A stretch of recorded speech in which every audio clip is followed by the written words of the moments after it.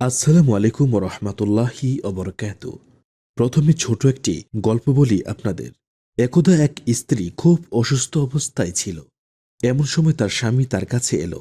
মৃত্যু পথযাত্রী স্ত্রী তাকে জিজ্ঞেস করল, ওগো, তুমি তো আমাকে অনেক ভালোবাসো। আমি মরে গেলে তুমি কয়দিন পর আবার বিয়ে করবে? স্বামী বেচারা কিছুক্ষণ খুব চুপচাপ থাকল। তারপর বলল, যেদিন তোমার কবরের উপর থেকে পানি শুকিয়ে যাবে তার আগ পর্যন্ত আমি বিয়ে করব না। অর্থাৎ তোমার কবর শুকানো না পর্যন্ত আমি বিয়ে করব না। তখন স্ত্রী বলল, তুমি ঠিক বলছো তো? স্বামী বলল, হ্যাঁ, আমি সত্যি করে বলছি। স্ত্রী বলল, তাহলে তুমি আমাকে কথা দাও, এর আগে তুমি কখনোই বিয়ে করবে না। তখন স্বামী তার হাত ধরে কথা দিল যে স্ত্রীর কবর শুকিয়ে না যাওয়া পর্যন্ত সে বিয়ে করবে না। তারপর কিছুদিন অসুস্থ থাকার পর সেই স্ত্রী পরপারে চলে গেলেন। স্বামী অনেক কান্নাকাটি করে তাকে বিদায় দিল। কিন্তু স্ত্রী তাকে কেন এমন শর্ত দিল যে কবর না শুকানো পর্যন্ত বিবাহ না করতে? এই কৌতূহল থেকে তিনি তারপর 3 থেকে 4 দিন পর দেখতে গেল যে তার স্ত্রীর কবর শুকিয়ে গেছে কিনা। কিন্তু সে দেখল এখনো শুকায়নি। সে মনে করল আরো কিছুদিন অপেক্ষা করি, তারপর দেখি বিষয়টা কি। তাই সে আবার 7 থেকে 8 দিন পর আবারও কবরের পাশে গেল। সে দেখল তার স্ত্রীর কবর এখনো শুকায়নি। সে অনেকটা আশ্চর্য হয়ে এটা দেখার চেষ্টা করল যে কেন এতদিন পরেও কবর শুকায়নি। কিছু চিন্তিত হয়ে সে কবর থেকে কিছুটা দূরে বসে আড়াল থেকে পাহারা দিতে লাগল। তারপর সকালবেলা হঠাৎ করে দেখল তার স্ত্রীর ছোট ভাই। সে একটা বালতিতে করে 1 বালতি পানি এনে ভিজিয়ে দিয়ে গেল। তখন সে তার শালাবাবুর সাথে কথা বলে এটা জানতে চাইল যে সে কেন এমনটা করছে। তখন তার মৃত স্ত্রীর ছোট ভাই বলল, তাকে তার বোন মৃত্যুর আগে এটা ওসিয়ত করেছে যে আপনি জেনে যাওয়ার আগ পর্যন্ত যেন আমি আপুর কবরে প্রতিদিন সকালে 1 বালতি পানি দিয়ে যাই, অর্থাৎ যাতে কবর না শুকায়। প্রিয় দর্শক, গল্পটি যদিও কাল্পনিক, তবু এই গল্পটির মাঝে স্বামীর প্রতি তার স্ত্রীর যে ভালোবাসা তা সে যে মরে গেলেও তার স্বামীর ভাগ কাউকে দিতে চায় না, কিংবা স্বামীকে কতটা ভালোবাসে তা মৃত্যুর পূর্বেও বুঝিয়ে দিয়ে গিয়েছেন। সেখানে স্ত্রী জীবিত থাকাকালীন স্বামী যদি অন্য মেয়ের সাথে অবৈধ সম্পর্ক রাখে, সেটার কষ্ট আর যন্ত্রণা অনেক বেশি হয়ে থাকে।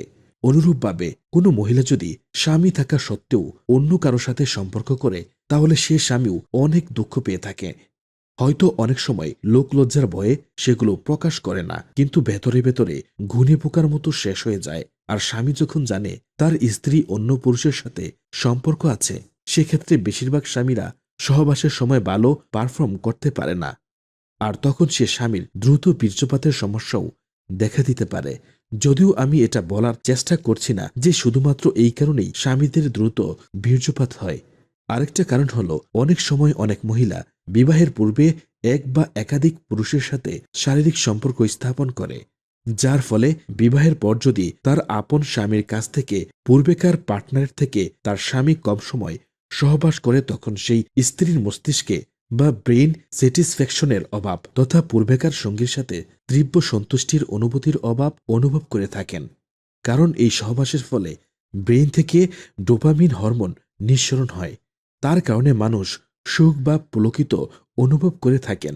যেমন নিয়মিত মাদক সেবন করা কোনো ব্যক্তিকে যখন হঠাৎ মাদক দেওয়া বন্ধ করে দিবেন বা আগের তুলনায় কম পরিমাণে মাদক দেওয়া হবে, তখন তার মধ্যে একটা অস্বস্তি দেখতে পাবেন। ঠিক তেমনই ব্যাপারটা ঘটে এখানে।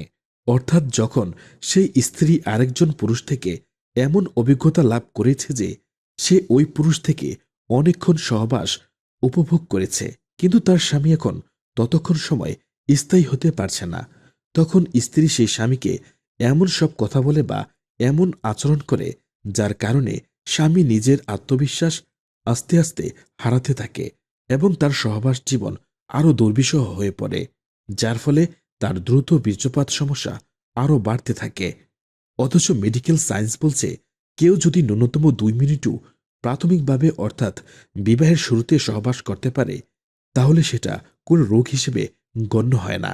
এবং স্ত্রী যদি স্বামীকে উৎসাহ দেয়, তাহলে আস্তে আস্তে এই 2 মিনিটের সময় বাড়তে বাড়তে 20 থেকে 30 মিনিটে পৌঁছানো সম্ভব। আর যারা নববিবাহিত, তাদের ক্ষেত্রে এই সমস্যাটা হওয়াটা অত্যন্ত স্বাভাবিক একটা ব্যাপার।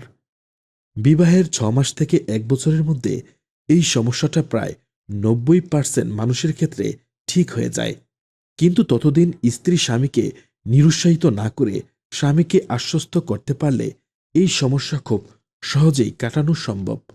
প্রয়োজনে একজন দক্ষ চিকিৎসকের কাছ থেকে আপনারা বিবাহের পরদিন থেকেই নিয়মিত পরামর্শ নেওয়া শুরু করতে পারেন। ঘরে বসে থেকে স্বামীকে দোষারোপ করা বা স্বামীকে অক্ষম বলার মধ্যে সমস্যার সমাধান আসবে না। আপনি যদি স্বামীকে বলেন, তুমি পারো না, তোমার দ্বারা কিচ্ছু হবে না, তোমার বিয়ে করার কি দরকার ছিল, আমার জীবনটা কেন শেষ করলে, এই জাতীয় কথা স্বামীকে কখনোই বলবেন না। দেখেন, একদিনে কেউ যেমন হাঁটা শেখেনি, তেমনি একদিনে কোনো সমস্যার সমাধানও আসবে না। আপনারা যারা এই ভিডিওটি দেখছেন তাদের মধ্যে কারো যদি এই সমস্যা থেকে থাকে, আপনারা একজন দক্ষ যৌনরোগ বিশেষজ্ঞের কাছে পরামর্শ নেবেন। তার থেকে পরামর্শ নিয়ে দাম্পত্য জীবন সুখী করে তুলুন। আর কেউ ভুলেও ফুটপাত থেকে কোনো ঔষধ বা নিজে নিজে ফার্মেসি থেকে শক্তি বাড়ানোর ট্যাবলেট বা ঔষধ খাবেন না। চিকিৎসকের পরামর্শের বাইরে কখনো কোনো ঔষধ খাবেন না। তবে কিছু পরামর্শ থাকবে স্বামীদের প্রতি, যেমন নিয়মিত 6 থেকে 8 ঘন্টা ঘুমাতে হবে। চিনি লবণ যতটা পারেন এড়িয়ে যাবেন।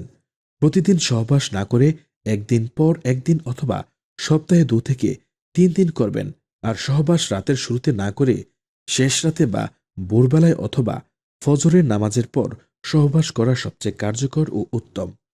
সকালে ঘুম থেকে উঠে আগে 1 গ্লাস পানি খাবেন, তারপর কয়েক মিনিট ধীরে ধীরে শ্বাস নেবেন এবং প্রশ্বাস ছাড়বেন। তারপর কিছুটা শারীরিক কসরত করার চেষ্টা করবেন। সয়াবিন তেল খাওয়া সম্পূর্ণ বন্ধ করবেন। প্রতিদিন সকালে সূর্যের আলো যেন 20 থেকে 30 মিনিট গায়ে লাগে সেদিকে খেয়াল রাখবেন। সামুদ্রিক মাছ, শাকসবজি বেশি খাবেন। নিয়মিত সামান্য পরিমাণ খাঁটি মধু ও কালোজিরা মিশিয়ে সকালে বা রাতে খেতে পারেন। সবচেয়ে বড় কথা, মনকে দুশ্চিন্তা মুক্ত রাখার চেষ্টা করবেন। তার জন্য নামাজ যখন পড়বেন তখন খুব ধীরে ধীরে নামাজ পড়বেন। নামাজে তাড়াহুড়ো করবেন না।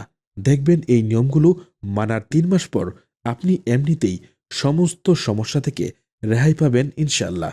আল্লাহ সুবহানাহু ওয়া তাআলা আমাদের সবাইকে যেন জিনা, বেবিচার, পরকিয়া, অনাচার ইত্যাদি থেকে দূরে থাকার তৌফিক দান করেন এবং আমরা শয়তানের দোকায় কোনো পাপ কাজ করে ফেললে সাথে সাথে তওবা করে যেন আল্লাহর কাছে ফিরে আসতে পারি। আল্লাহ তাআলা যেন সেই তৌফিক দান করেন। আমিন। তো প্রিয় দর্শক, ভিডিওটি অবশ্যই শেয়ার করে দিবেন এবং কমেন্টে আমিন লিখে জানাবেন। আপনার সুস্থতা ও সুন্দর জীবনের কামনায় আজকের ভিডিওটি এখানেই সমাপ্তি। আল্লাহ হাফেজ।